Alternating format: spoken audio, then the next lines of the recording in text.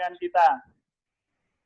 Baik, terima kasih. Dan yang berikutnya adalah kita juga hadirkan narasumber Ketua Muhammadiyah COVID-19 Common Center PP Muhammadiyah yang sekaligus juga Ketua MPKU PP Muhammadiyah. Beliau adalah Bapak Dr. Andes Agus Samsudin, Magister Manajemen, yang juga sudah bersama dengan kita. Tuh kita sapa beliau, Pak Agus. Assalamualaikum Pak Agus. Waalaikumsalam. Sehat Pak Agus.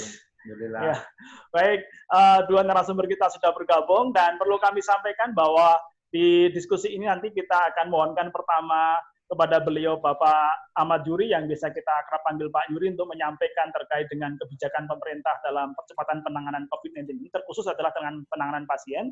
Lalu berikutnya nanti kita akan mohonkan kepada Pak Agus Samsudin untuk menyampaikan terkait dengan respon Muhammadiyah terkait dengan penyelenggaraan penanganan COVID-19 di Indonesia ini. Baik, tidak memperlambat diskusi, mari kita awali diskusi kita dengan berdoa yang muslim. Mari kita buka dengan membaca basmalah. Bismillahirrahmanirrahim. Terima kasih, Bapak Ibu sekalian. Setelah Pak Yuri dan Pak Agus nanti menyampaikan sesinya, paparannya, nanti kemudian kita berikan waktu, kesempatan kepada teman-teman sekalian untuk ikut berdiskusi sebagai bagian dari memperdalam hasanah kita di siang hari ini, dengan cara nanti bisa angkat tangan atau kemudian raise hand yang ada di bawah. Nanti kita akan menentukan siapa yang akan bertanya lebih dulu dan yang seterusnya. Setelah selesai baru kita akan tutup diskusi kita di siang hari ini. Terima kasih. Dan yang pertama Pak Yuri berkenan untuk menyampaikan, mengabarkan kepada kita semua terkait dengan kebijakan pemerintah dalam penanganan COVID-19 sampai sejauh ini. Monggo Pak Yuri. Iya, terima kasih. Assalamualaikum warahmatullahi wabarakatuh. Mudah-mudahan kita semua senantiasa sehat. Teman-teman sekalian, terima kasih bahwa pada siang hari ini saya diberi kesempatan untuk bisa ketemu dan berdiskusi tentang COVID-19. Saya tentunya tidak akan berbicara pada sisi formal, tetapi kita akan berbicara pada sisi kita. Sebenarnya apa yang harus kita sikapi dari apa yang sudah menjadi kebijakan pemerintah.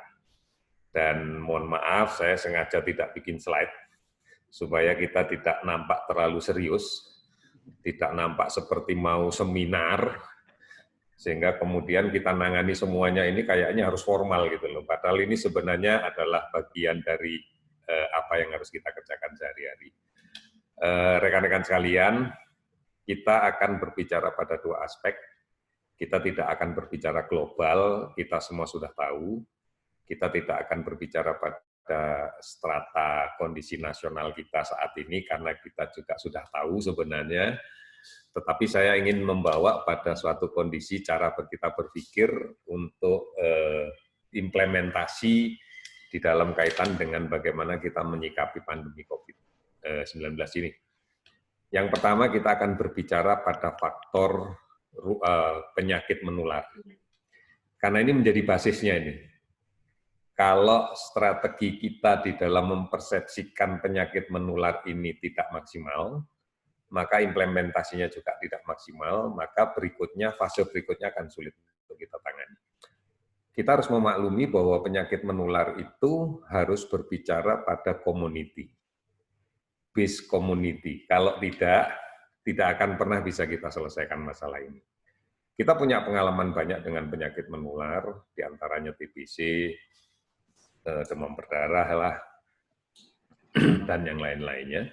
Kalau kita tidak bergerak pada basis dasar komunitas, maka tidak akan bisa. Mengapa? Apalagi untuk COVID ini, yang pertama, pasti ada faktor sumber. Saya seringkali menyampaikan dalam berbagai forum bahwa sakit itu bukan takdir, sakit itu pilihan, apalagi penyakit menular ya. Penyakit menular itu bukan takdir, tapi pilihan, memilih sakit. Jadi yang pertama harus kita pahami, harus ada sumber. Kemudian yang kedua, ada yang rentan tertular. Dan yang ketiga, ada cara untuk menular. Nah, ini tiga hal ini. Oleh karena itu, kalau kemudian komunitas memahami betul tentang ini, di dalam manajemen bencana, Pak Budi sering tahu juga, yang namanya safe community, itu basisnya adalah bahwa komunitas harus tahu betul apa sih hazard. Apa sih ancamannya? Lah untuk saat ini ancamannya adalah COVID-19. Tentunya apa sih COVID-19 itu yang harus dipahami. Kemudian siapa yang rentan? Ini menjadi penting. Karena begitu kita tahu siapa yang rentan, maka kita akan tahu siapa yang harus dilindungi. Dan bagaimana kita harus melindunginya. Kemudian yang berikutnya, apa sih kapasitas yang kita miliki untuk merespon bila ada komunitas ini? Karena tidak semua respon pada penyakit menular itu harus bersifat teknis medis. Kalau kita melihat penyakit menular yang berbasis pada buruknya sanitasi, pasti responnya adalah memperbaiki sanitasi.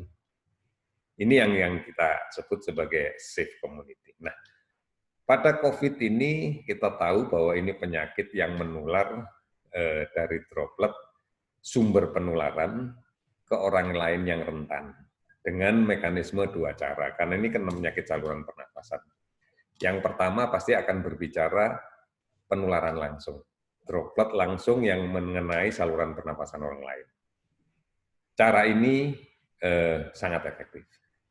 Tetapi cara yang paling banyak terjadi adalah justru penularan tidak langsung, yaitu dengan transmisi droplet ini ke benda yang lain yang kemudian masuk ke saluran nafas orang yang rentan. Yang paling banyak adalah dari saluran dari mulut. Makan, menggunakan alat, menggunakan cara yang kemudian tidak bersih. Saya mencoba untuk memperhatikan apa yang terjadi di masyarakat. Tidak berbicara COVID, tapi berbicara bagaimana penularan penyakit infeksi saluran nafas atas yang basisnya droplet. Jadi tidak usah virusnya dulu yang diomongin. Kadang-kadang kita lupa. Dalam kehidupan sehari-hari seringkali ada orang batuk, bersin, yang masih belum sesuai dengan etika yang kita harapkan. Bahkan kadang-kadang kalau bersin, kalau perlu dikeras-keraskan menghadap matahari, itu paling enak itu. Supaya jos gitu ya. Nah ini nyebarnya pasti akan jauh lebih kemana-mana. Itu yang pertama. Yang kedua, kemudian berpaling dari orang yang berada di depannya, tetapi tidak peduli orang yang di sampingnya. Yang penting nggak ngadep ke depan, ngadep ke samping, padahal di samping ada orang. Ini juga menjadi kebiasaan yang kurang baik. Ini terkait dengan itu. Kemudian yang kalau perhatikan, saya beberapa hari ini sering memperhatikan di rumah makan, di warung, yang tempat duduknya mejanya sempit, dengan tenangnya bersin gitu aja. Padahal di situ ada barang-barang yang digunakan bersama. Misalnya ada tempat sendok, mungkin di situ ada tempat tusuk gigi, di situ ada sambal, ada segala macam. Mungkin pada saat dia bersin nggak ada orang. Setelah itu pergi, habis itu masuk orang lain, menyentuh itu, menggunakan itu. Ini juga penularan. Dan yang lebih banyak lagi adalah kebiasaan untuk memegang wajah, mulut, hidung, mata, yang tanpa disadari.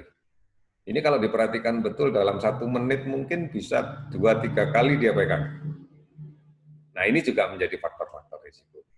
Oleh karena itu pada sisi ini kita harus menyadari betul, sepanjang ini perilakunya tidak dirubah, sepanjang itu peluang untuk menular semakin nyata. Gitu ya.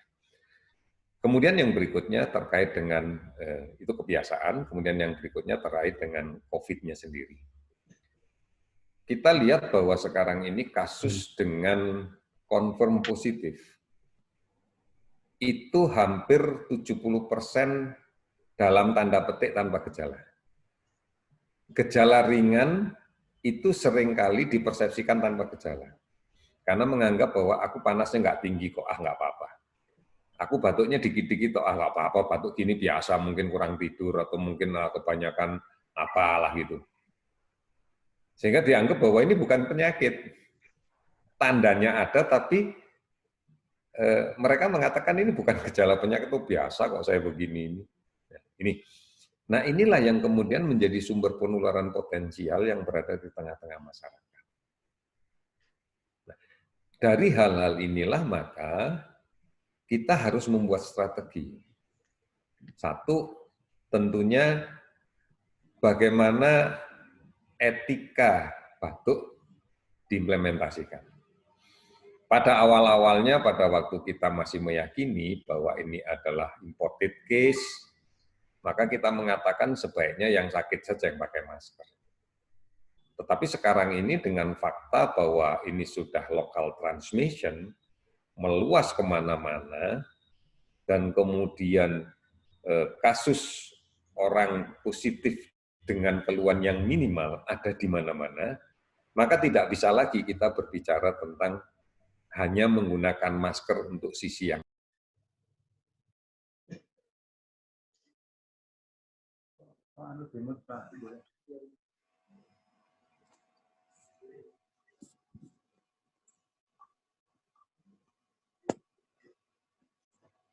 karena mengikuti nomenklatur yang sudah dibuat oleh WHO.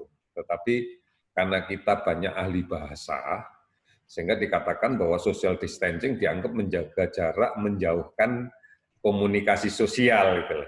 Padahal yang dimaksudkan adalah fisik. Oleh karena itu dirubahlah menjadi physical distancing.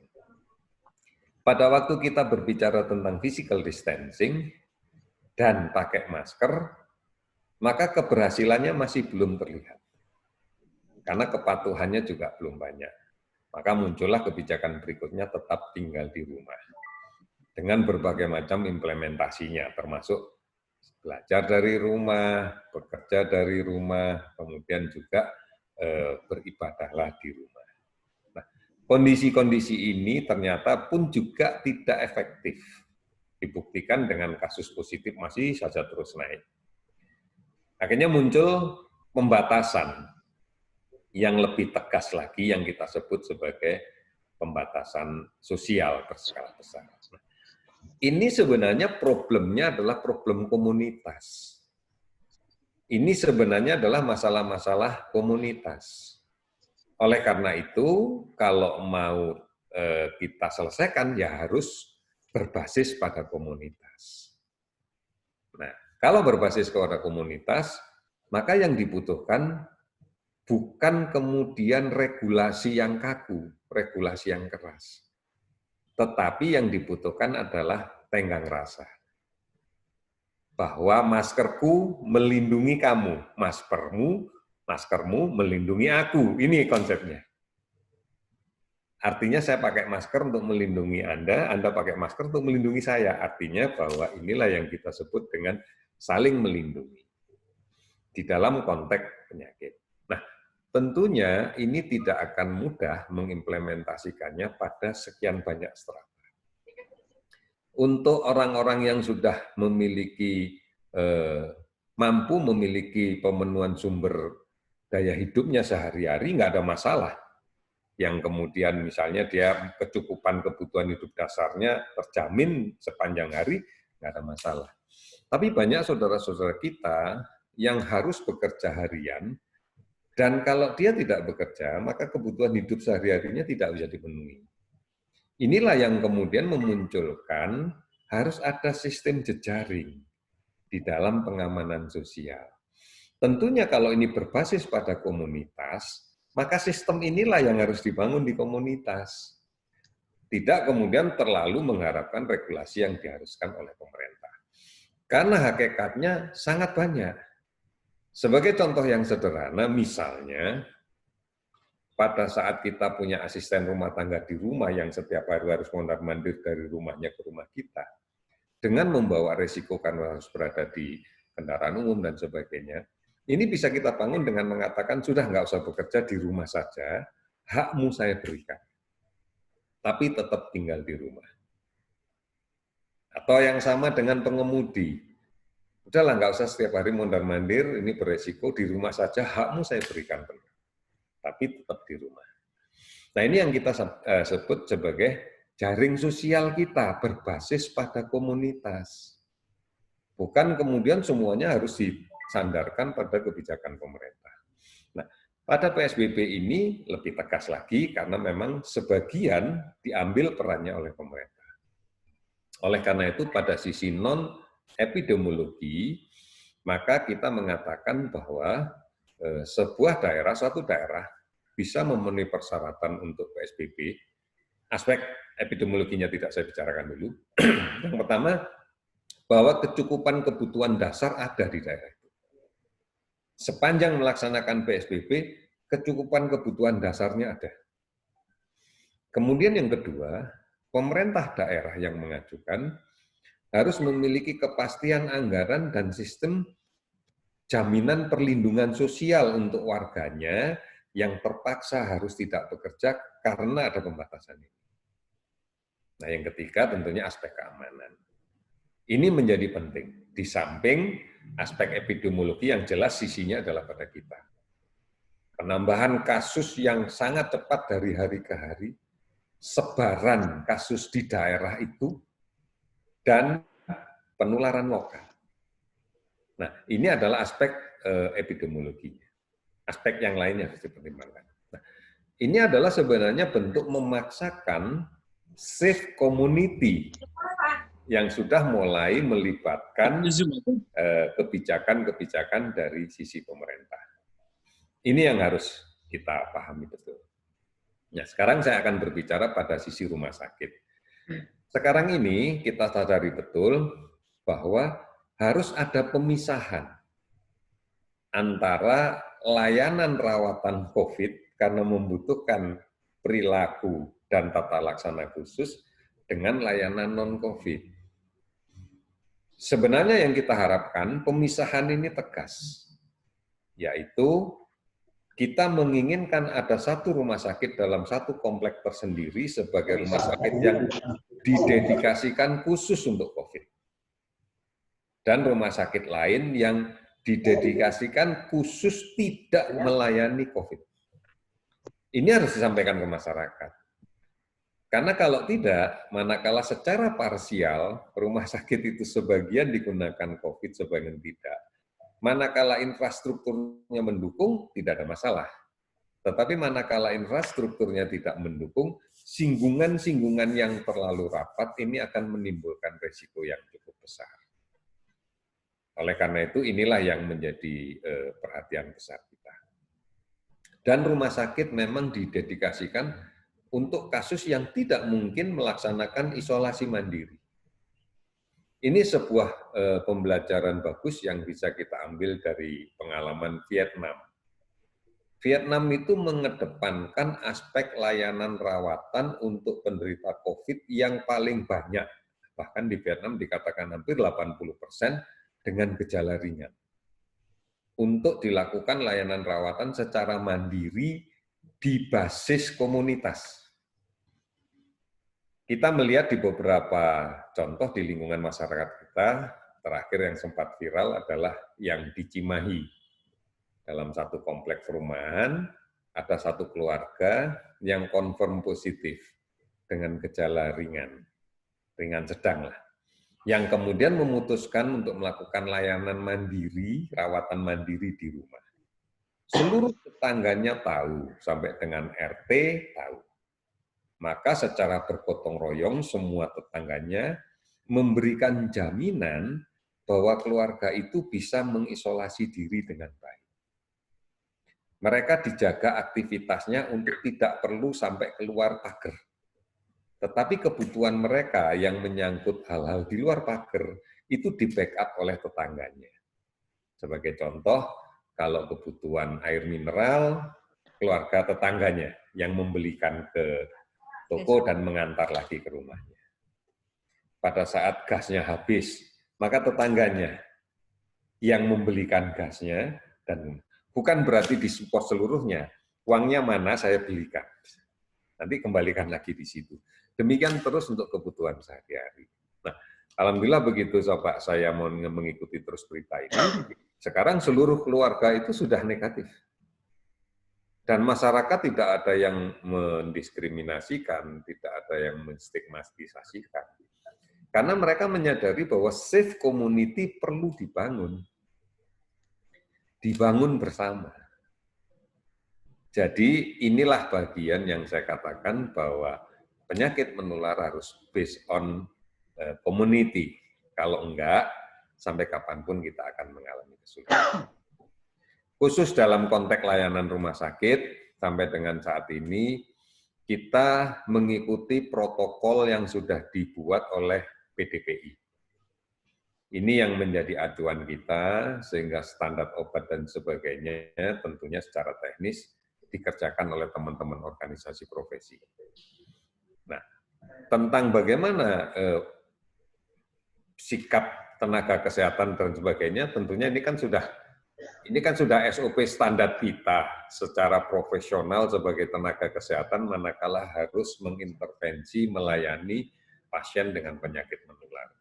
Karena kan ini bukan pertama kali kasus penyakit menular di Indonesia.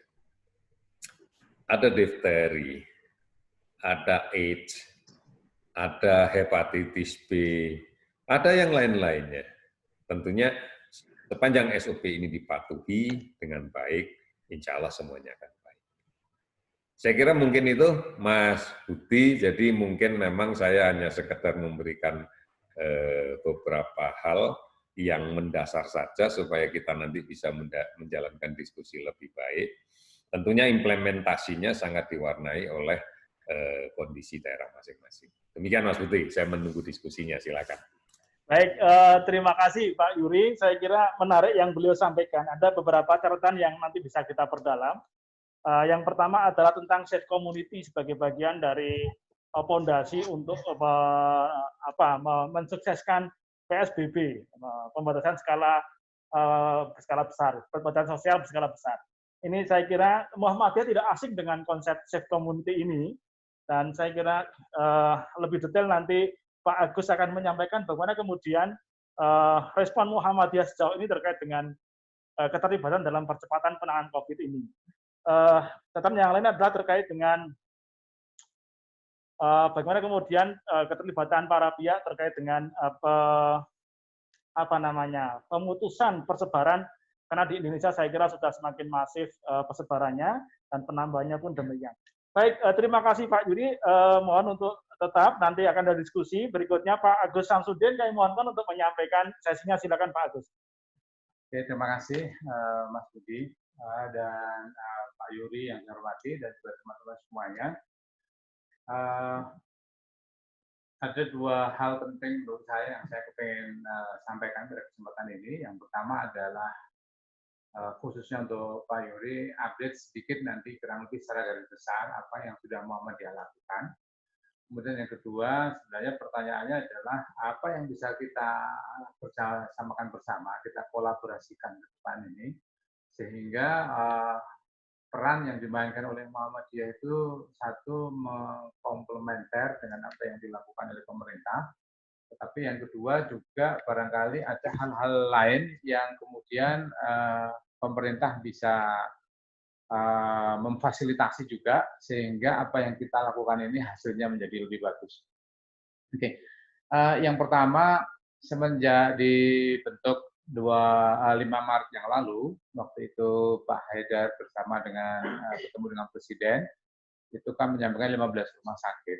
Tapi per hari kemarin itu alhamdulillah Rumah Sakit Muhammadiyah Aisyah yang melayani itu sudah ada 64 rumah sakit, Pak. 64 rumah sakit yang kemudian total pasiennya kurang di atas 2.000 sekarang. Nah, tentu saja memang ini sebuah lonjakan buat kami juga sekaligus antisipasinya, karena tadinya kan kita hanya mengantisipasi di 20 rumah sakit saja, tetapi ternyata tidak mungkin, kita tidak bisa menolak pasien.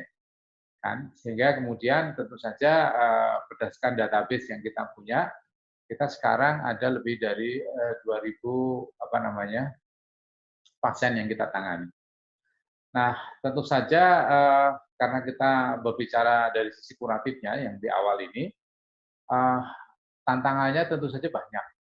Ya, sekedar informasi saja, data terakhir dari perawat dan karyawan kita itu ada 5 orang yang positif, ya, yang kemudian kita sekarang rawat di rumah sakit. Ya. Dan ini juga bagaimana cara kemudian kita mencegahnya, menurut saya ini kewajiban kita bersama-sama. Yang pasti bahwa kita juga mengusahakan banyak APD dan beberapa hal yang menurut kami penting. Tentu saja saya ingin menyampaikan salah satu yang kritikal sekarang ini adalah ventilator, Pak. Karena beberapa case yang ini tidak saya sampaikan di luar, tapi karena ada Pak Yuri perlu saya sampaikan, banyak sekali case-nya adalah pasien kemudian dirawat, setelah kemudian beberapa lama ada gejala COVID, kemudian di swab. Nah, sebelum swab-nya datang, pasiennya sudah meninggal. Nah, begitu kita tahu positif, kan otomatis rumah sakit melakukan tracking siapa saja yang sudah berhubungan dengan pasien tersebut dan kemudian melakukan isolasi. Ini saya kira menjadi salah satu tantangan yang menurut kami penting untuk segera ditindaklanjuti. Oleh karena itu memperbanyak tes lab PCR yang kemudian bisa dilakukan itu menjadi sangat penting.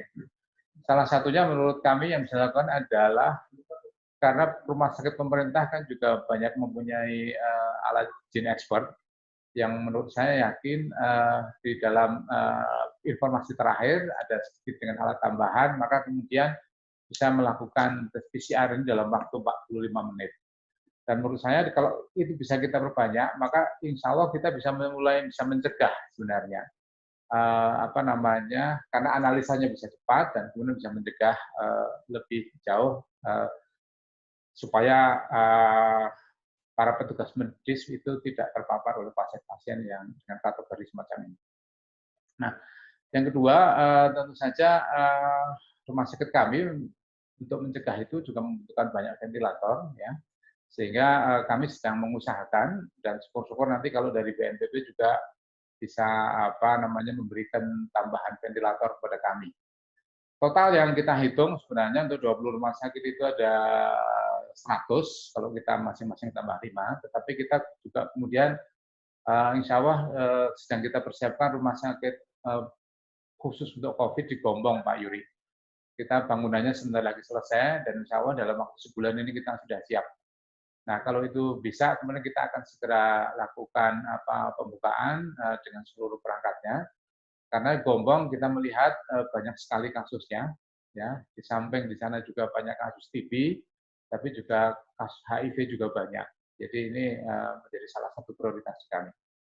Nah, dan yang kedua terkait dengan Kesmas, ini saya pikir Muhammadiyah sudah melangkah cukup jauh di dalam konteks ini dan komunitas. Panduan-panduan yang sudah dibuat oleh tim kami sudah disebarkan ke seluruh warga Muhammadiyah maupun ke masyarakat luas.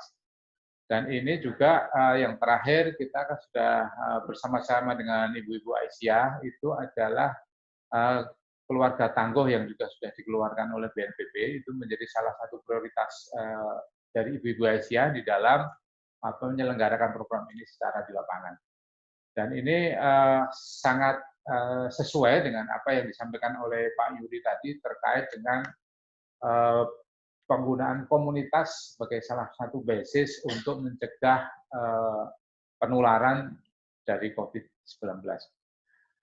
Di luar itu, karena kita yakin dampaknya sekarang ini semakin luas, kita juga sudah sampai kepada ke pembagian sembako dan sebagainya.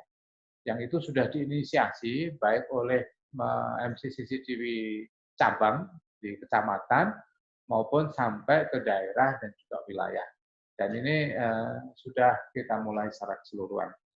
Nah, barangkali saya kemudian ingin mengambil sebuah model. Kira-kira apa yang bisa kemudian kita lakukan bersama sehingga antara pemerintah dan Muhammadiyah ini bisa saling memperkuat, berkolaborasi dan kemudian hasilnya itu kemudian menjadi efektif.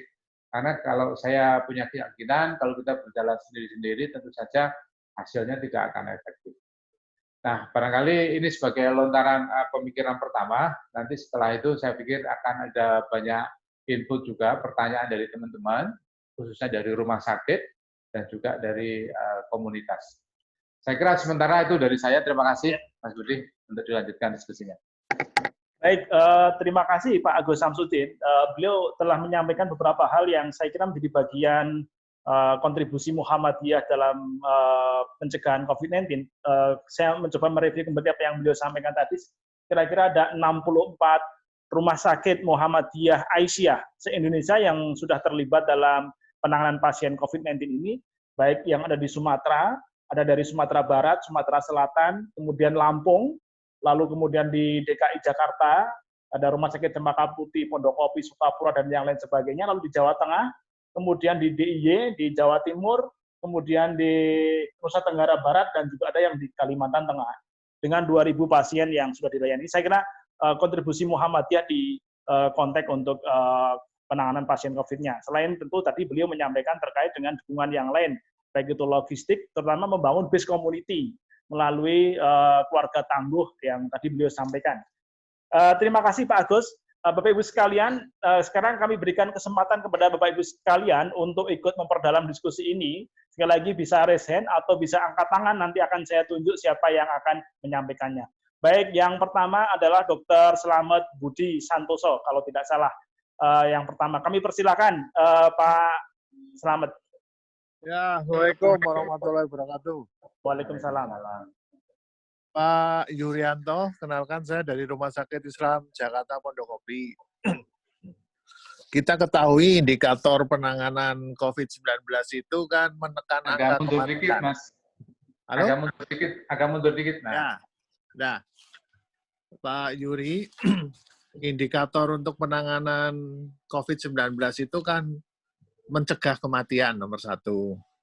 Yang kedua, menyetop penularan. Nah, ini terkait tadi pernyataan Pak Yuryanto. Sekarang itu posisi rumah sakit rujukan yang ditetapkan oleh pemerintah itu sudah overload.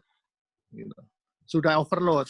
Rumah Sakit Islam Jakarta, Cempaka Putih, Pondokopi, Sukapura, walaupun tidak ditunjuk sebagai rumah sakit rujukan, tapi kami dapat surat edaran dari Dirjen boleh merawat, akhirnya kita bukalah isolasi dengan tidak mencampur antara pasien non-COVID sama COVID.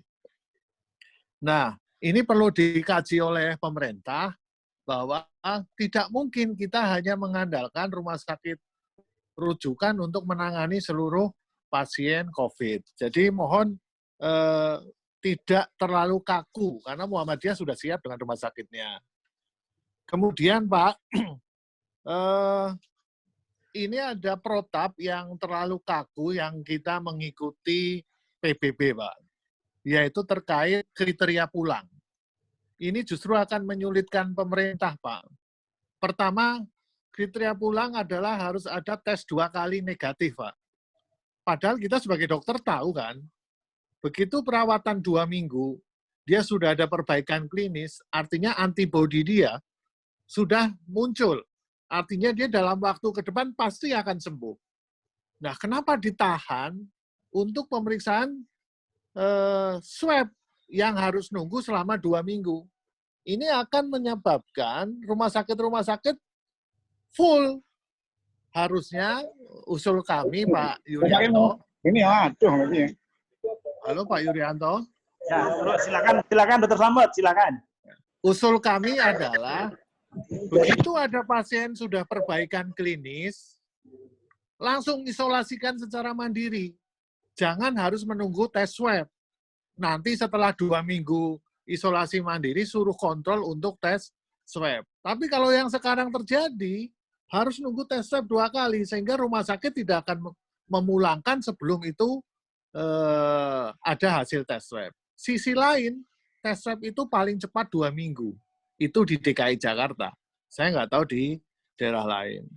Kemudian yang ketiga, Pak, kita sudah ada gen expert milik pemerintah. Mohon sekali kita hanya butuh regen, sehingga kita bisa membantu untuk melakukan tes swab lebih cepat.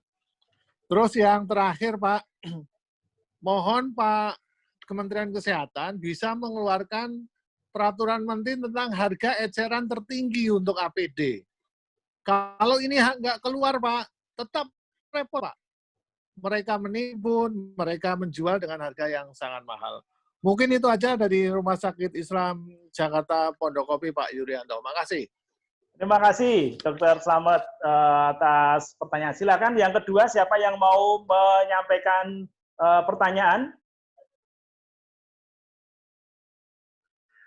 Ya, silakan. Siapa lagi? Adakah yang mau? Dulu. Ya, silakan. Dulu, boleh nggak? Boleh nanti. Silakan. Yang lain dulu. Silakan. Siapa ini? Ada? Dokter Umi? Dokter Umi?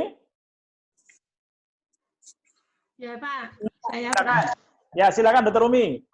Dr. Umi Ya, Dari Rumah Sakit Muhammadiyah Lamongan. Dari Rumah Sakit Muhammadiyah Lamongan, saya menanyakan Pak Yuri, di Lamongan ini kan saat ini TKI banyak yang pulang, sehingga rumah sakit yang ditunjuk sebagai rumah sakit rujukan oleh gubernur itu adalah Rumah Sakit Umum Daerah dan Rumah Sakit Muhammadiyah Lamongan.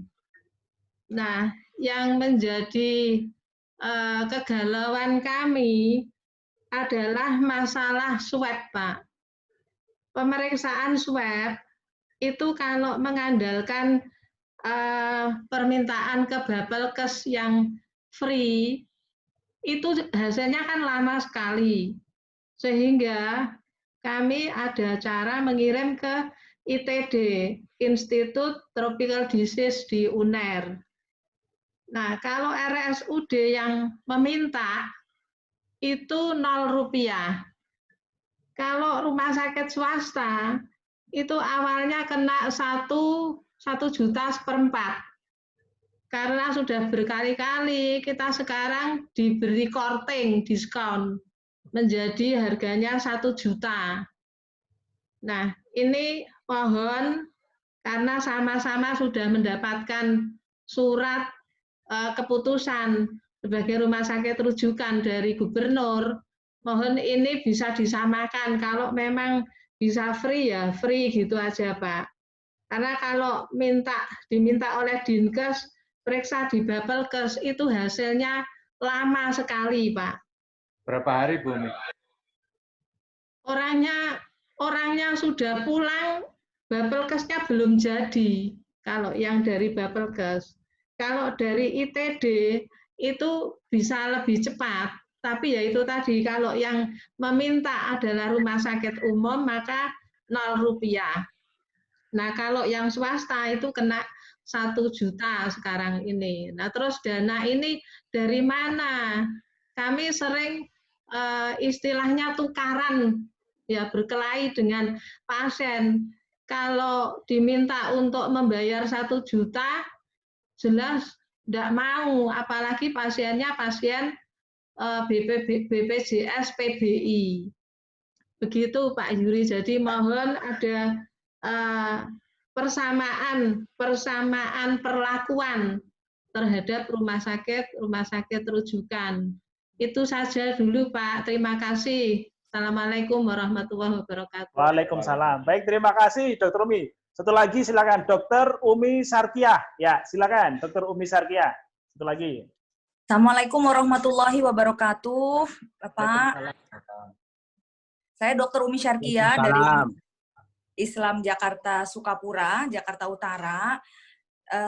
Mau mengajukan pertanyaan dan masukan kepada Pak Yuri.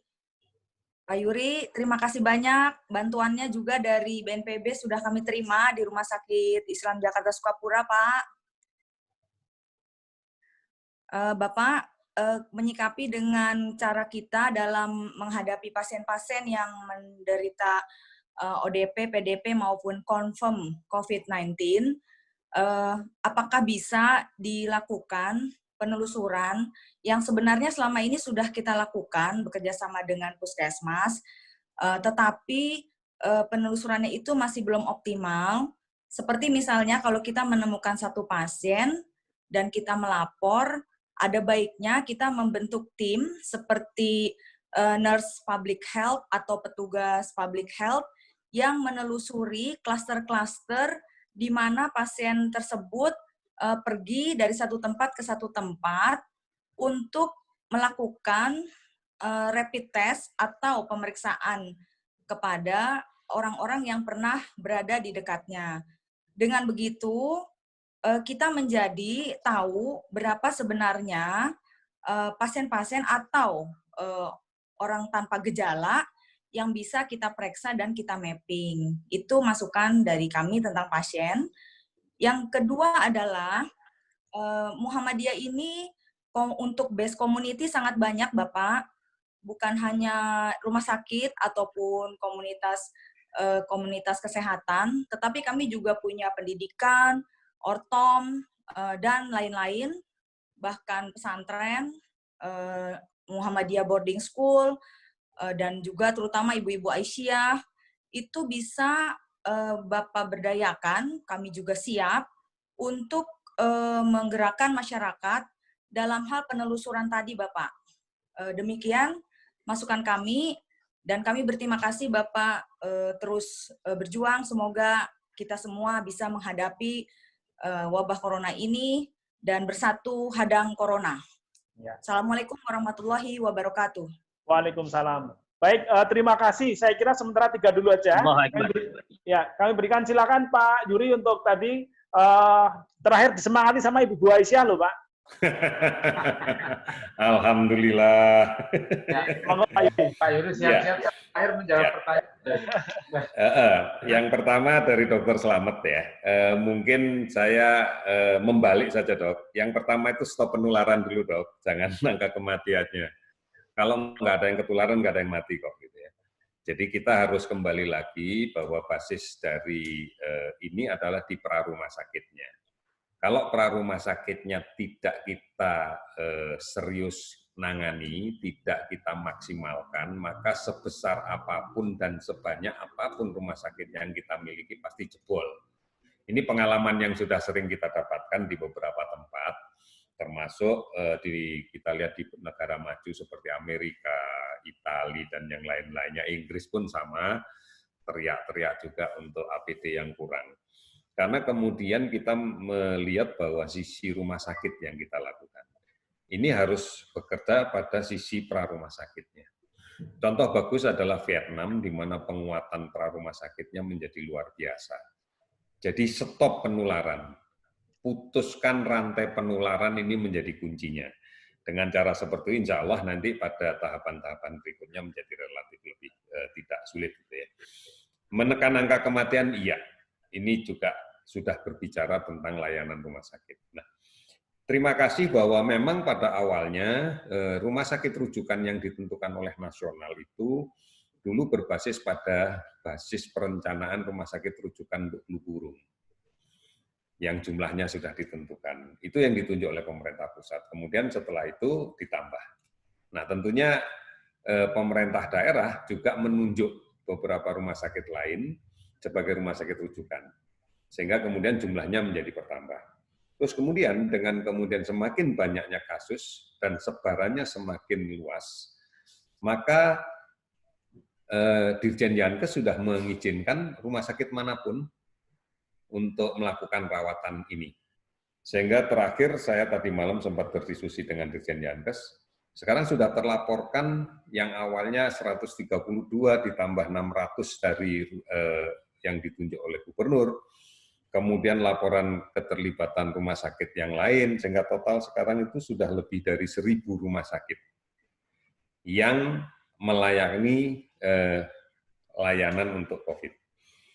Dan kemudian juga diminta rumah sakit yang melayani ini untuk sejak awal layanan sudah mulai memperbaiki sistem administrasinya, karena ini nanti akan berakhir dengan klaim.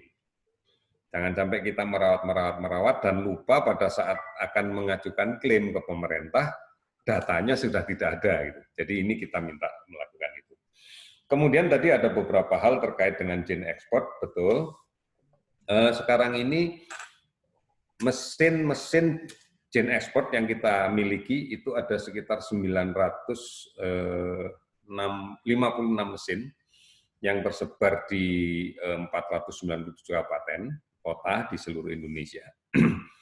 Ini semula kita gunakan untuk TBC resisten obat. Sudah berjalan, sudah tersebar. Nah, kemudian dengan bertambahnya waktu, kemudian munculnya COVID, ternyata mesin ini bisa juga digunakan untuk melakukan pemeriksaan COVID. Tetapi harus punya cartridge COVID. Artinya harus menggunakan cartridge yang beda dari cartridge TBC yang sebelumnya dipakai. Nah, kita kemudian sekarang melakukan langkah untuk mencari cartridge-nya ini. Ternyata begitu kita berkeliling di seluruh dunia, adanya cuma dari Amerika. Jadi adanya cuma dari sana produksinya. Dan kapasitas produksi mereka ternyata tidak seluruhnya diizinkan diekspor. Karena Amerika sendiri juga butuh. Akhirnya dikuota. Alhamdulillah kita mendapatkan kuota dari rencana total yang kita beli adalah 1,2 juta cartridge. Hari ini, kemarin malam sudah masuk pesanan yang pertama, dan sudah diterima, hari ini sudah digunakan untuk di Rumah Sakit Wisma Atlet, sebanyak 3.000. Kita tidak bisa mendapatkan, kemarin itu tidak bisa mendapatkan lebih dari 3.000. Karena memang ada kebijakan, sebenarnya paket kita untuk bulan April ini adalah 24.000 yang disetujui oleh pemerintah Amerika, namun kemudian karena adanya permintaan langsung dari Presiden Filipina ke Presiden Amerika, maka kuota kita dipotong 3.000, sehingga tidak menjadi 24.000, tapi 21.000 untuk bulan April. Kemudian bulan Mei akan masuk dan seterusnya, sehingga totalnya akan menjadi 1,2 juta. Ini sebenarnya andalan utama kita, karena existing mesin TCM Gen Expert ini sudah terdistribusi di banyak tempat. Ini menjadi sesuatu yang menjadi sebuah modalitas kita untuk melakukan itu. Tapi kendalanya adalah menghadirkan cartridge-nya yang tidak bisa sekaligus. Nah, upaya yang kedua yang kita lakukan adalah bahwa kita juga masih punya mesin PCR yang kita gunakan untuk viral load pada HIV. Ini bisa juga dikonversi untuk melakukan pemeriksaan COVID-19. Kita sudah menemukan jalan untuk melakukan itu dan tidak terhambat oleh birokrasi negara produsennya. Karena mesin ini Abbott dibuat di Jerman. Dan pemerintah Jerman tidak memberikan batasan. Oleh karena itu kita bersyukur kita bisa mendapatkan ini, kita tanggal 25 besok akan masuk sebanyak 24.000 tes. Dari total yang kita harapkan untuk bisa kita beli adalah hampir sekitar 600.000 tes. Yang akan semuanya selesai di bulan Mei masuk semua. Ini alternatif yang kedua. Dan ini juga relatif lebih mudah dilakukan dan lebih cepat, karena ini adalah termasuk pemeriksaan virus yang sirkuitnya tertutup, closed circuit, hampir sama dengan cartridge-nya Gen Expert. Jadi tidak terlalu membutuhkan prasyarat laboratorium yang harus BSL tipe 2 atau BSL kabinet setidak-tidaknya. Nah, ini yang menjadi harapan kita untuk meningkatkan kapasitas tes. Meskipun existing yang sekarang, yang tergelar, jadi tadi bukan di Bapelkes Surabaya, itu di BPTKL, jadi pemeriksaannya di sana, di samping di ITD, ini menggunakan pemeriksaan yang open circuit. Sehingga memang memprasyaratkan bahwa harus BSL 2 atau BSL kabinet. Problem sekarang, semua dialami oleh jejaring laboratorium kita, salah satu reagen untuk ekstraksi RNA habis. Ini problemnya. Habis, sementara kalau untuk reagen primer, tidak ada masalah. Tapi tetap ini menjadi problem. Nah, kami sudah bertemu dengan distributornya, jawabannya semuanya sama. Barang ini sekarang diburu di seluruh dunia. Dengan kemudian WHO menetapkan status pandemi, maka hampir semua negara akan berusaha untuk mempertahankan kebutuhannya, akan mempersiapkan resource-nya untuk dirinya sendiri. Sehingga kemudian semuanya berusaha untuk menahan barang-barang yang dia miliki, kalau perlu membeli dari negara lain dalam jumlah yang dia butuhkan untuk disimpan. Inilah yang kemudian menjadi sulit. Ini juga menjadi awal pada waktu kita mengalami krisis APD. Begitu sulitnya kita mencari APD, bahkan sampai untuk import pun susah. Nah, Baru tahu kalau kita punya APD ternyata setelah ada larangan ekspor untuk apapun mulai ketahan di bea cukai kita sekian banyak, hampir 210.000 APD yang akan diekspor ke Korea. Ternyata buatan Indonesia. Kita baru tahu bahwa Indonesia itu ternyata eksportir APD terbesar. Yang selama ini kita nggak pernah tahu. Nah, setelah itu kemudian kita bisa menahan ekspor itu, dan inilah yang mulai masuk. Namun begitu ekspor ditahan, produksinya turun, karena bahan bakunya dari Korea, bahan bakunya dari Cina. Begitu kita melarang ekspor ke Korea, maka Korea juga melarang ekspor bahan bakunya ke kita. Inilah yang jadi masalah. Sehingga kemudian kita mulai pelan-pelan secara mandiri berusaha untuk berbagi. Awalnya import kita bahan baku dapat, tetapi setelah dijahit di Indonesia ekspornya dibagi dua. Separuh dikirim ke Korea, separuh kita pakai sendiri.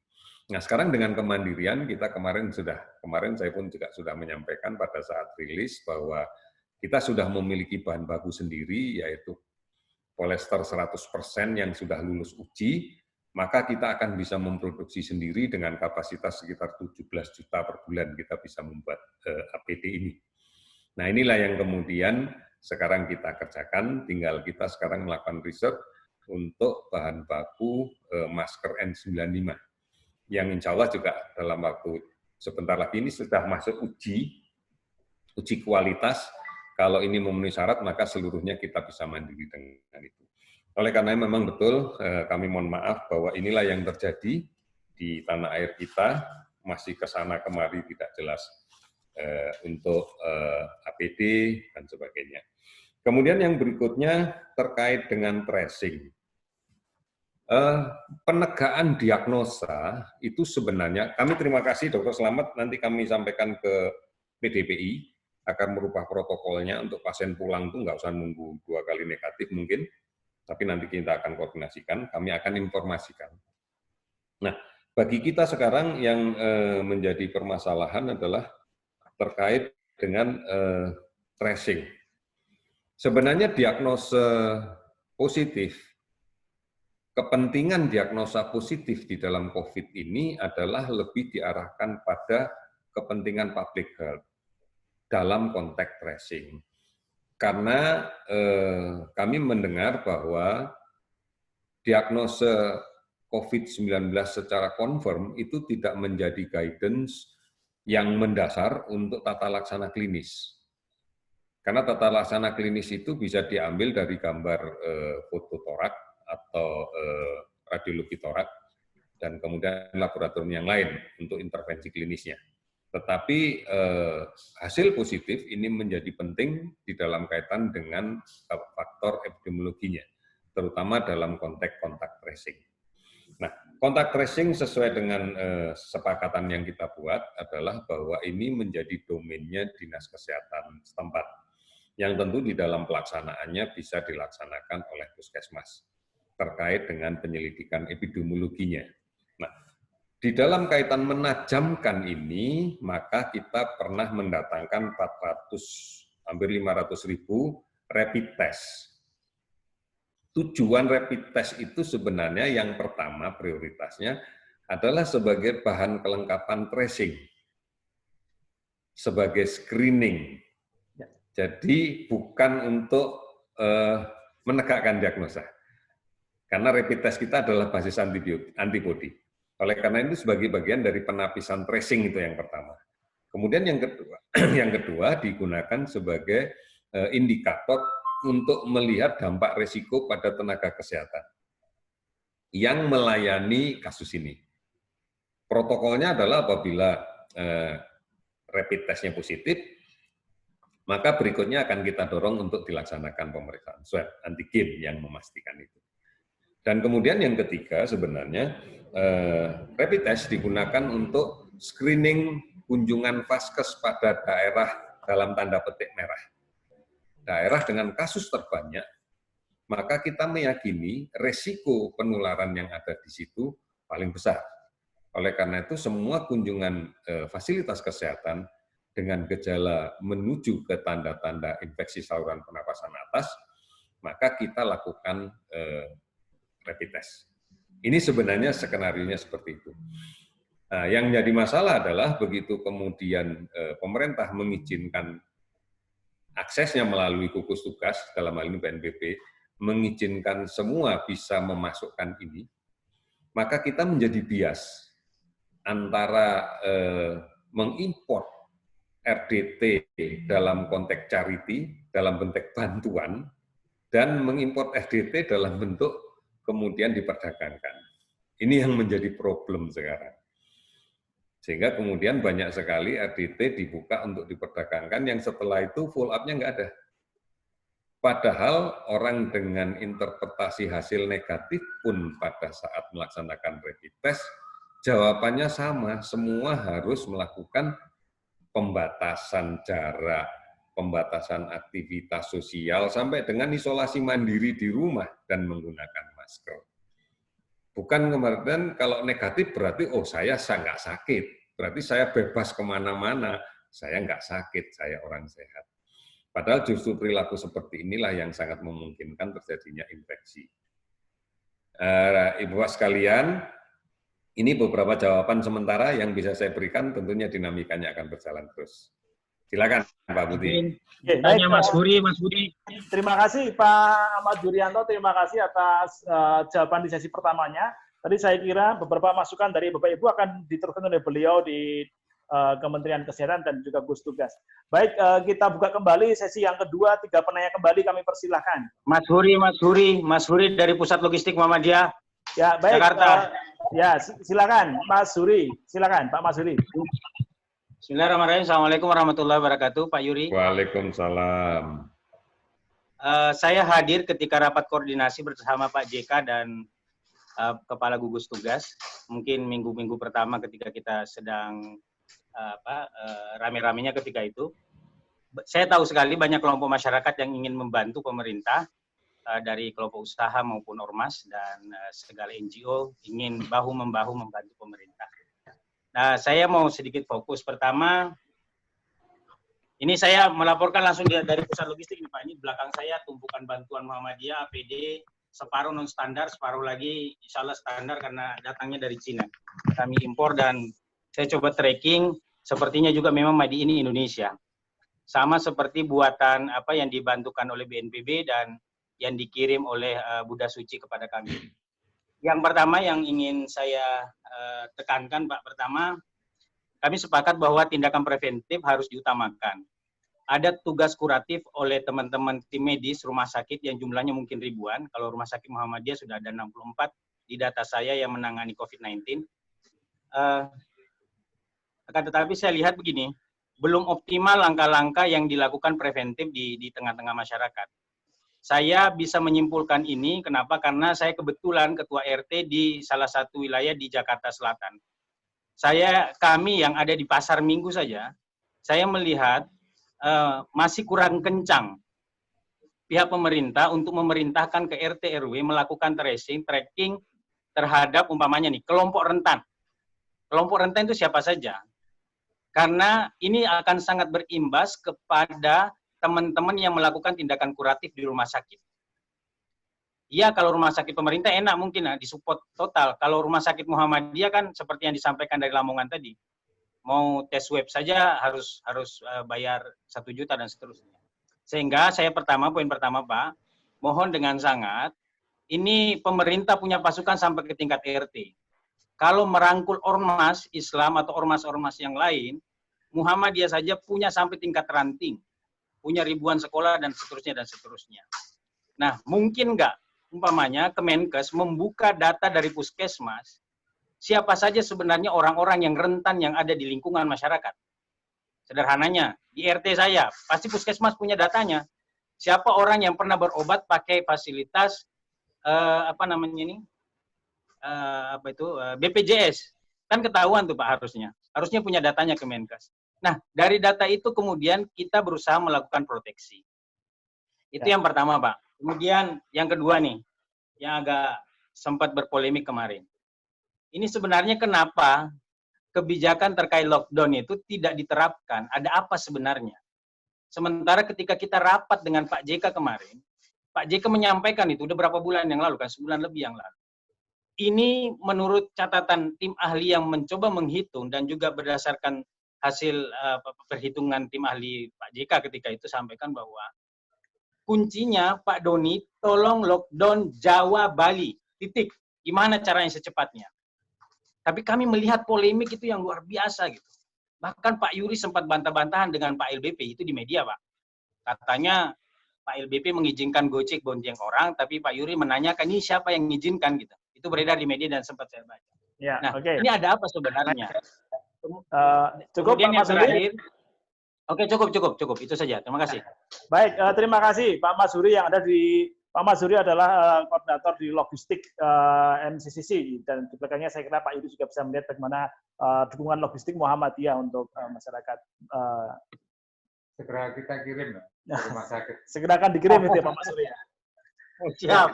Itu jangan disimpan di situ. Jangan banyak disimpan di situ ya.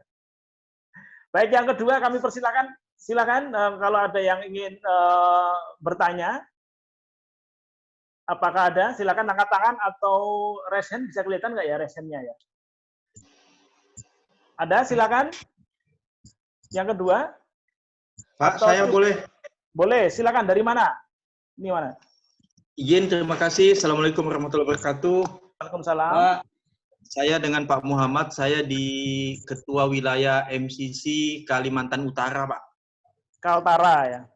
Ya, di perbatasan. Mohon izin, Pak, menyampaikan. Silakan. Ya, baru saja tadi dirilis, Pak.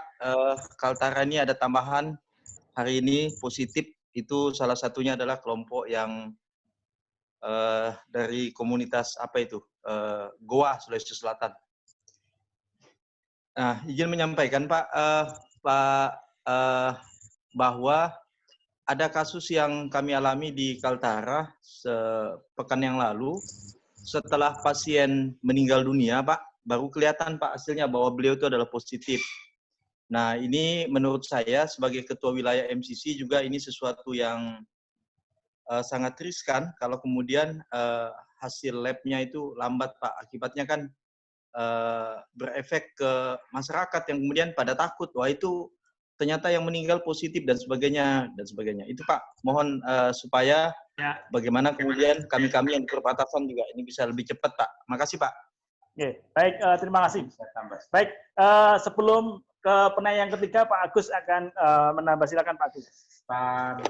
Pak Yuri, jadi Muhammadiyah juga punya infrastruktur sampai ke wilayah, ke daerah, cabang, bahkan sampai ke ranting.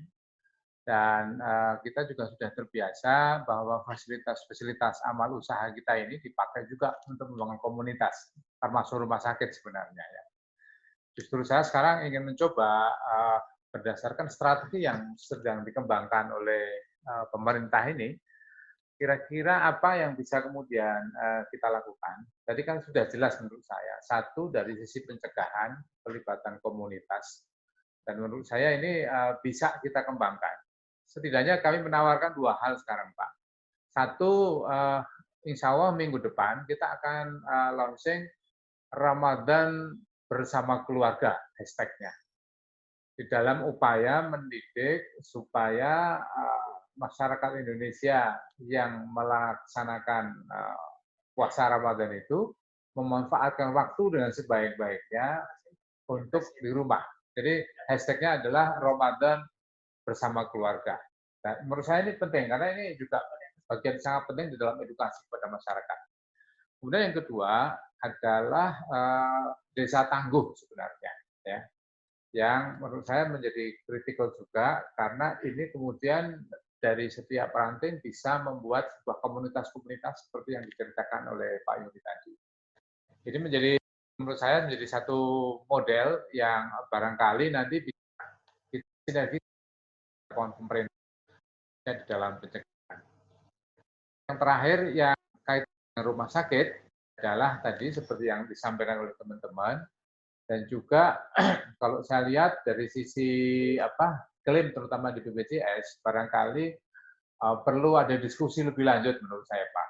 Karena kalau saya lihat kan ada pengurangan termasuk bantuan dan sebagainya, ya itu administrasinya bagaimana, kemudian juga apakah nilainya itu menjadi cukup apa tidak. Jadi saya kira mohon nanti bisa dievaluasi kembali, dan saya mohon dari teman-teman rumah sakit memberikan gambaran juga nih kepada Pak Yuri supaya ini bisa menjadi bagus. Karena kan secara keseluruhan rumah sakit sekarang kan pendapatnya turun sampai 50%, Pak. Kalau kemudian harus menanggung beban tambahan dari COVID-19 yang klaimnya pas-pasan, maka otomatis saya khawatir rumah sakit kita ini akan sakit setelah pandemi selesai. Kan menurut saya tidak dikehendaki, gitu ya. Jadi 3 hal itu, Pak, yang barangkali nanti kita bisa diskusikan bersama. Terima kasih. Baik, terima kasih. Penanya yang terakhir saya mohon Absor ya dari Jawa Timur. Dr. Absor dari Jawa Timur. Silakan Dr. Absor. Absor, apakah Dr. Absor? Ya, Assalamualaikum. Salam. Silakan Dr. Absor. Boleh saya ini, ya Assalamualaikum warahmatullahi wabarakatuh. Salam. Oh, ini saya sebetulnya nggak tanya, tapi dipaksa Mas Budi tanya. Bisa didengarkan dengan baik ya? Bisa, bisa. Masuk. Ya baik, jadi saya barusan pindah dari ruangan sebelah, yang ruangan sebelah diskusi tentang soal pembiayaan. Jadi di situ ada dari pihak Kemenkes, ada BPJS, ada teman-teman dari Persi juga. Nah, belum selesai tapi saya tinggal ke ruangan ini. Jadi rupanya yang soal dikurangi nilai bantuan itu hanya bantuan dari BNPB dan dari Kemenkes itu. Kalau kita dapat bantuan dari swasta, rupanya tidak dijadikan sebagai unsur pengurang. Itu informasi sekilas gitu aja. Kalau dari kami yang di Jawa Timur, yang di Jawa Timur, kesulitan yang paling kita hadapi itu ya kecepatan di dalam menerima diagnosa PCR. Ini mungkin sudah ditanyakan sebelumnya. Jadi itu saja kalau dari kami yang di Rumah Sakit Mauda Jawa Timur. Jadi ada 27 rumah sakit yang melayani pasien. Itu yang kedua. Nah yang ketiga itu saya ingin tanya sih. Kalau yang dari BNPB ini, terutama apa sih yang ingin diharapkan dari kita untuk bisa membantu BNPB? Itu aja, terima kasih Mas Budi dan salam buat Pak Samsudin. Terima kasih. Assalamualaikum warahmatullahi wabarakatuh. Waalaikumsalam. Baik, terima kasih Dr. Absor, Ketua MPKU PWM Jawa Timur. Pak Yuri, kami persilakan Pak. Monggo Pak. Ya, terima kasih Mas Budi. Ya, ini menarik sekali ini 3 pertanyaan dan tadi juga ada beberapa masukan untuk kita. Yang pertama tentunya kita akan melihat pada sisi tracing dalam perspektif penyelidikan epidemiologi ya. Ini beda dengan siapa yang rentan di dalam komunitas. Ini 2 hal yang tidak sama gitu ya. Kalau di dalam konteks tracing, penelusuran kontak dalam sisi epidemiologis artinya kita akan berbicara tentang siapa saja sih yang kita pantas untuk perhatikan dari anamnesis kontak dekat pasien yang kita rawat, yang konfirm positif. Jadi kita berbasisnya di situ, dia ketemu siapa, di mana, dan seterusnya. Ini perspektifnya beda dengan siapa sih kelompok yang rentan di dalam satu komunitas. Karena kelompok rentan dalam satu komunitas itu tidak perlu ada basis, ada yang positif atau tidak positif. Siapa sih di sana misalnya orang dengan diabetes, usia tua dengan diabetes, usia tua dengan hipertensi, atau ada orang-orang yang dengan catatan mengalami penyakit paru obstruksi menaun dan sebagainya. Itu orang-orang yang rentan, yang tentunya harus dilindungi. Nah, ini beda dengan siapa sih orang-orang yang pernah kontak sama orang yang pernah dirawat, itu beda itu. Oleh karena itu betul, di dalam kaitan dengan safe community, maka kelompok rentan ini menjadi sesuatu yang penting untuk kita identifikasi dan kemudian kita harus memberikan perhatian khusus di dalam kaitan ini. Nah, yang sering terjadi kadang-kadang, di dalam satu rumah itu ada orang tua yang rentan, karena tua, mungkin disertai dengan diabetes, atau mungkin disertai dengan hipertensi, atau disertai dengan TBC, nah ini tinggi juga kasus TBC, atau disertai dengan penyakit paru obstruksi yang menaun misalnya. Nah, di dalam rumah ini ada anak muda yang masih saja mengabaikan social distancing, masih mengabaikan untuk tidak keluar rumah. Maka sangat besar kemungkinan bagi anak muda ini untuk kemudian terinfeksi tetapi dengan gejala yang ringan, bahkan kadang-kadang disebut orang tanpa gejala. Gitu. Bagi dia nggak ada masalah. Tapi begitu kemudian dia mendekat ke orang tua, kontak dekat dengan orang tuanya, maka bisa orang tuanya menjadi sakit. Dan kemudian cepat sekali mengalami perburukan karena memang kondisinya. Inilah yang saya katakan bahwa siapapun yang rentan harus dilindungi, bukan hanya dilindungi dari pasien yang dirawat dan sebagainya, tapi dilindungi dari perilaku keluarganya juga. Ini yang menjadi penting. Oleh karena itu, terima kasih kalau dari setiap komunitas mampu mengidentifikasi siapa sih yang rentan di dalam kelompoknya. Karena kemudian bukan hanya teridentifikasi, tetapi mengedukasi keluarganya agar juga ikut melindungi. Karena kami yakin dengan mencatat saja itu belum tentu melindungi. Tapi keluarga yang ada di dalam kelompok rentan inilah yang harus kita kasih tahu untuk betul-betul bisa melindungi. Paling tidak, di dalam rumah pun jaga jarak, pakai masker. Ini menjadi satu hal yang penting. Kemudian yang berikutnya, Undang-Undang Nomor 6 2018 tentang karantina kesehatan itu tidak ada terminologi lockdown. Tetapi di dalam bahasa populer karena ini lagi ngetren COVID, maka adalah kata-kata lockdown. Kalau kita bisa lihat adalah yang ada adalah karantina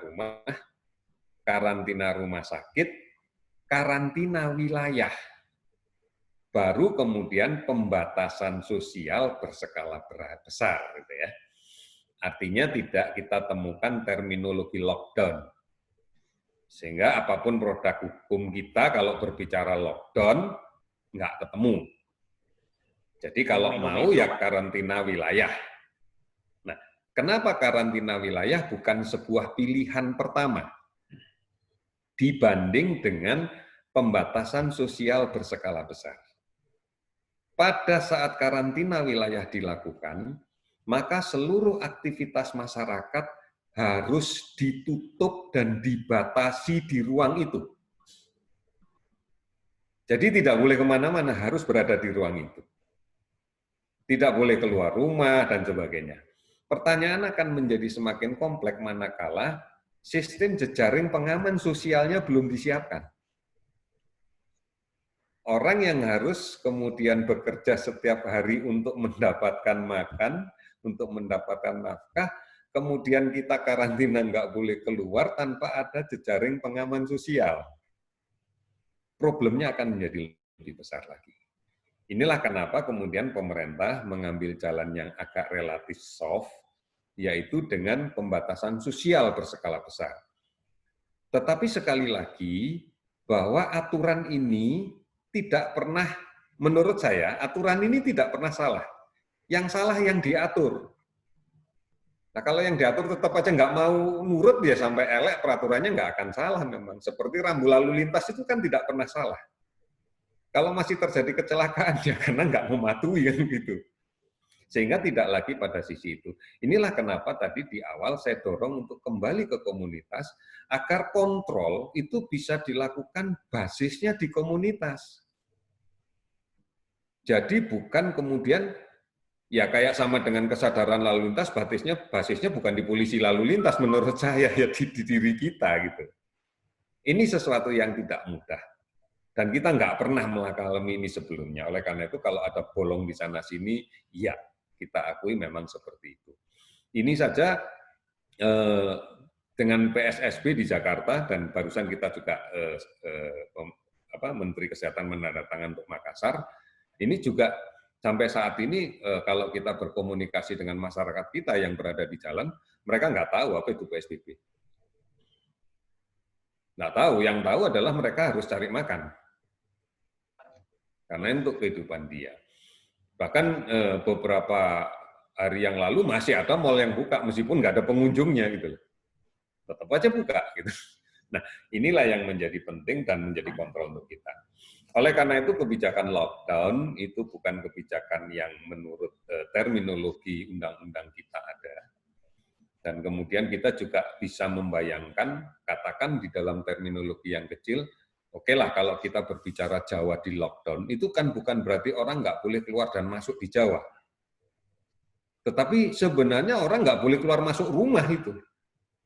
Di rumahnya masing-masing sak Jawa nggak boleh keluar gitu loh. Bukan berarti nggak boleh keluar masuk Jawa. Karena kalau sudah berbicara karantina wilayah, maka karantina rumah harus dijalankan, karantina rumah sakit dijalankan, dan wilayah itu harus dijalankan. Jadi kalau seandainya kita membicarakan bahwa karantina wilayah untuk Jakarta misalnya, atau kita berbicara Pulau Jawa misalnya, orang nggak boleh keluar masuk Pulau Jawa, tetapi tidak memberikan garansi, tidak memberikan jaminan bahwa penularan lokal transmission ini nggak berhenti. Sama dengan katakan Jakarta ditutup, tidak boleh orang keluar masuk dan keluar dari Jakarta, tetapi yang di dalam Jakarta sendiri masih ngumpul ke sana kemari. Nggak ada jaminan. Memang nggak nularkan keluar Jakarta, tapi Jakartanya akan habis-habisan seperti itu. Ini kita bisa melihat pada waktu, contoh besar adalah waktu kapal Diamond Prince di Yokohama. Setelah di lockdown, di mana kapal ini ditutup, tidak boleh ada yang keluar masuk kapal, dalam waktu singkat lebih dari 20% positif. Ini epicentrum tertinggi di dunia. Nggak boleh keluar, nggak boleh masuk, di situ semua, biarin aja lah di situ. Akhirnya yang terjadi seperti itu. Artinya memang terminologi ini belum kita pakai untuk kata-kata lockdown, meskipun lagi trending di dunia. Nah, terkait dengan itu pun juga kita mengatakan bahwa di dalam Permenkes tentang PSBB, dikatakan bahwa ojek online tidak boleh bawa orang. Itu PSBB. Tetapi di dalam peraturan Menteri Perhubungan tidak mengatakan PSBB, ojek online masih membawa, itu kan tidak PSBB. Artinya bahwa itu keranjangnya lebih gede gitu loh. Tetapi kadang-kadang kita dipaksakan, kenapa diakui, yang mengadu siapa? Wong peraturan Menteri Perhubungan itu berlaku untuk semua kok. Sementara yang menyatakan PSBB tidak boleh. Nah, bagaimana yang belum menyatakan PSBB? Ya silakan. Ini sebenarnya yang kita maknai dari itu. Tapi biasalah, namanya kalau nggak rame nggak lucu nanti. Begitu. Nggak ada yang dibahas nanti, repot nanti. Ya, kemudian Kaltara, iya. Sekarang kami mengkhawatirkan betul bahwa saudara-saudara kita yang menghadiri kegiatan di Goa ini sekarang sudah mulai bisa mengakses pulang ke kampungnya masing-masing. Bukan hanya di Kaltara, dapat mendapat laporan juga di Maluku Utara pun 2 kasus positif itu adalah dari Goa. Jadi pelan-pelan akhirnya nyampe juga ke kampung halamannya masing-masing, ini yang terjadi. Oleh karena itu ini imported case, justru yang paling penting adalah jangan sampai ada yang ketularan dari 2 orang ini di Kaltara. Itu aja. Lakukan isolasi dengan ketat, diawasi dengan, mumpung masih 2, relatif bisa kita awasi. Yakinkan dia bisa melakukan isolasi mandiri. Kalau tidak, ya isolasilah di rumah sakit. Supaya nggak nular ke siapapun, karena ini imported case, kita nggak bisa apa-apa, wong datang sudah dalam posisi sakit. Gitu ya. Ini yang penting. Oleh karena itu hati-hati. Nah, bagaimana dengan konfirmasi positif setelah meninggal? Ya, ini banyak kasus yang terjadi. Sebelum meninggal sempat diambil swab laboratorium, dikirim ke lab. Karena kita tahu bahwa proses memeriksa itu butuh waktu, sebelum hasilnya keluar meninggal. Tetapi sebenarnya rumah sakit sudah tahu kalau ini adalah suspek coronavirus. Mestinya sudah ada perlakuan mulai dari pemulasaran jenazah sampai dengan penyelesaian seluruhnya dengan prosedur penyakit menular ini sebenarnya. Nah, kami pernah mencoba menghitung seberapa lama sih dan mengapa sih spesimen ini kok lama gitu ya. Contoh yang terdekat saja yang kami track ya, kami track kebetulan pasiennya teman sendiri gitu ya. Dia sakit, kemudian pagi sekitar jam 9 berobat ke Rumah Sakit Umum Daerah Cibinong, dilakukan swab. Dan kemudian setelah selesai di swab, dia telepon saya tentang hasil. Saya tanya ke Rumah Sakit Cibinong biasanya ngirimnya ke lab mana? Oh, dikirimlah ke BPLK di Bambu Apus. Oke, tanya deh Cibinong ngirimnya kapan? Ternyata Rumah Sakit Cibinong kan juga nggak mungkin satu swab langsung dikirim, satu swab tumbuk dulu. Baru sore dikirim. Begitu sore sampai di lab BPLK, BPTKL, saya tanya dari Cibinong sudah masuk? Sudah. Kapan masuk mesin? Daftar tunggunya masih nunggu 2 hari Pak, karena sampel yang lebih dahulu datang masih ngantri. Berarti tunggu 2 hari, setelah itu baru diperiksa. Hari ketiga atau keempat baru keluar hasilnya dari mesin. Karena setelah itu konfirmasi lagi ke rumah sakit. Nah, atas dasar ini saya menjadi tertarik untuk menelusuri spesimen yang dikirim dari Kabupaten Teluk Bintuni. Jauh kan? Kebetulan ada kasus dilakukan swab siang. Siang selesai di swab, sudah tidak ada penerbangan lagi ke Merauke, ke Sorong. Karena tidak mungkin dikirim ke Jayapura, jadi harus dikirim ke Makassar. Berarti sehari nunggu penerbangan besok. Besok siang baru ada penerbangan menuju ke Sorong. Diterbangkanlah spesimen ke Sorong. Sampai di Sorong menunggu flight yang ke Jakarta. Hari itu sudah lewat, berarti nunggu besok. Besok baru ada flight menuju ke Makassar. Sampai di Makassar, karena kemudian laboratorium Makassar mengampu hampir sebagian besar Indonesia Timur, daftar tunggunya 4 hari. Sehingga kemudian makin. Ini yang saya katakan di dalam diskusi awal tadi, sepanjang kita hanya menggunakan satu sistem, menggunakan PRC yang open, maka seperti ini. Oleh karena itu, upaya kita akan menunjukkan yang closed circuit dengan menggunakan gene expert, dan menggunakan PCR-nya HIV, yang sekarang alatnya sudah ada di daerah. Di Bintuni sudah ada alatnya, di Kupang sudah ada, di Sika sudah ada. Nah, yang jadi masalah adalah cartridge-nya. Cartridge-nya itu harus impor.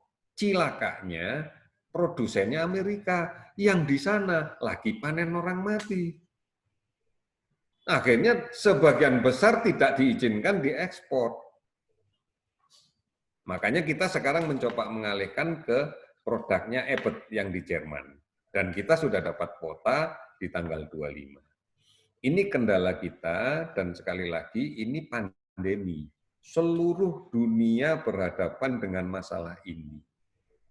Sehingga kemudian semua negara di dunia berusaha untuk menahan apa yang dibutuhkan untuk dirinya. Pasti semuanya mikir dirinya sendiri-sendiri. Nggak mungkin mikirin orang lain. Nah, ini problem-problem kita. Tapi teman-teman sekalian, inilah yang kemudian selalu menguatkan kita bahwa satu, jangan ada yang sakit, diupayakan jangan ada yang sakit. Oleh karena itu, mencegah penularan, memutuskan rantai penularan menjadi kunci utama. Kalau tidak, menunggu dia betul-betul sakit, kita nggak akan mampu menangani ini. Pasti jebol kita menangani ini. Ini yang menjadi penting, mudah-mudahan ini juga menjadi atensi kita bersama. Kami meyakini sepenuhnya bahwa teman-teman Muhammadiyah punya kekuatan besar untuk itu, dalam rangka untuk mencegah. Oleh karena itu, mencegah menjadi penting. Nah, kunci mencegah ternyata edukasi. Melakukan edukasi. Paling tidak melakukan edukasi untuk keluarga kita sendiri. baru kepada lingkungan sekitarnya. Kalau kita menunggu pada fase rumah sakitnya, saya kok optimis bahwa kita nggak mampu. Bukan saya pesimis ya, kita optimis nggak mampu gitu aja. Jadi ini yang menjadi keyakinan kita. Saya kira itu kemudian betul nanti pengurangan dan sebagainya di ruang sebelah juga sedang dibicarakan. Saya kebetulan membicarakan topik yang lain. Kemudian terima kasih bahwa ini menjadi permasalahan besar kita. Tidak ada yang tahu kapan ini akan berakhir. Tetapi kuncinya adalah di komunitas. Kalau kita bisa memutuskan rantai ini dengan sebuah asumsi yang sering saya sampaikan di mana-mana, bahwa sakit COVID ini bukan takdir, tapi perilaku. Perilaku. Oleh karena itu, kita merubah perilaku kita untuk tidak menjadi sakit. Saling melindungi. Yang sehat melindungi yang sakit melindungi yang sehat. Ini menjadi kunci. Kalau tidak, sampai kapanpun kita akan menghadapi hal yang sangat sulit. Mungkin begitu, Mas Budi? Monggo. Ya. Baik, terima kasih. Luar biasa saya kira apa yang telah kita selenggarakan hari ini.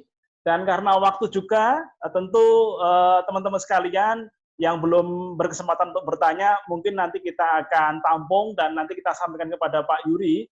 Dan mohon di sisa waktu ini, kami mohonkan kepada Pak Agus untuk menyampaikan closing diskusi, sekaligus nanti juga Pak Yuri mohon juga menyampaikan, silakan Pak Agus. Oke, terima kasih sekali lagi kepada Pak Yuri dan juga teman-teman semuanya yang telah mengikuti acara ini. Buat kami, ini menjadi awal komunikasi yang baik antara MCCC dengan Pak Yuri, walaupun di sana sudah ada dokter corona. Kemudian ini menjadi penting karena kemudian mendengarkan langsung dari orang pertama yang harus bicara tentang COVID di Indonesia ini. Sekali lagi saya ingin mengucapkan terima kasih. Nah, harapan saya tentu saja adalah bagaimana kemudian BNPB dan Muhammadiyah itu bisa hand-in-hand bersama-sama untuk bekerja sama dengan lebih baik.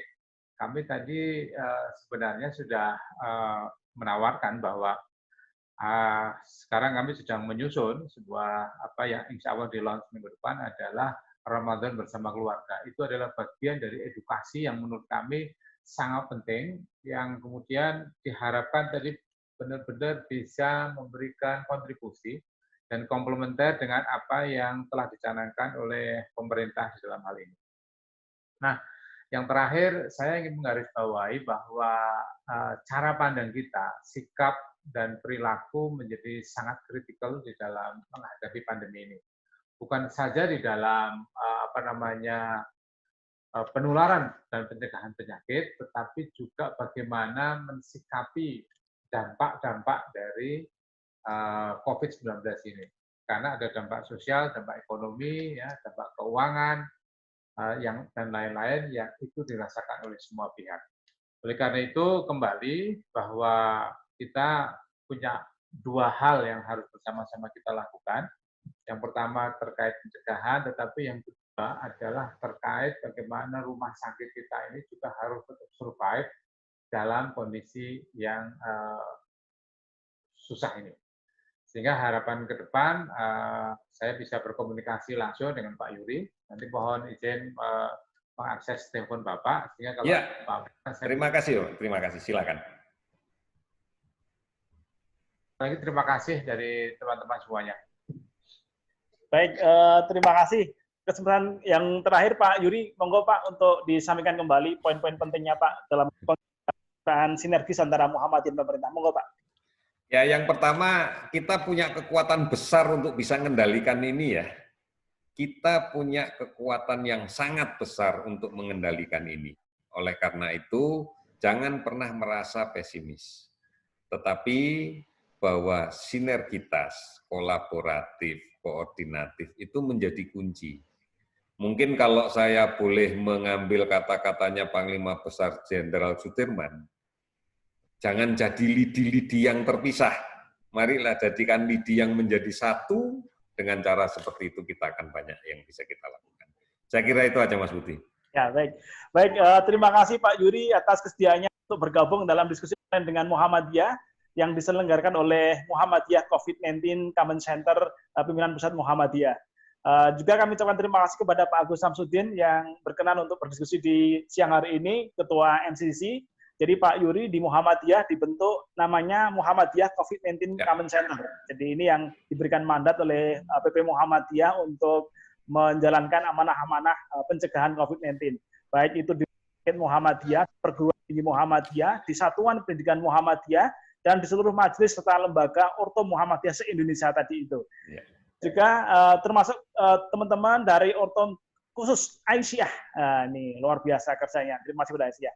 Dan kami ucapkan terima kasih kepada teman-teman dari Rumah Sakit Pimpinan Rumah Sakit Muhammad Indonesia. Ada 64 rumah sakit yang bergabung di diskusi ini pimpinannya, yang juga telah berkontribusi untuk penanganan COVID-19. Terima kasih atas kerja luar biasanya juga teman-teman MCC di seluruh wilayah Indonesia. Demikian saya diskusi kali ini. Sekali lagi terima kasih kesempatan untuk kita berdiskusi. Kita akan ketemu di hari Sabtu khusus untuk diskusi online rumah sakit, dan hari Senin untuk tema-tema yang lain. Terima kasih, dan mari kita akhiri dengan baca hamdalah.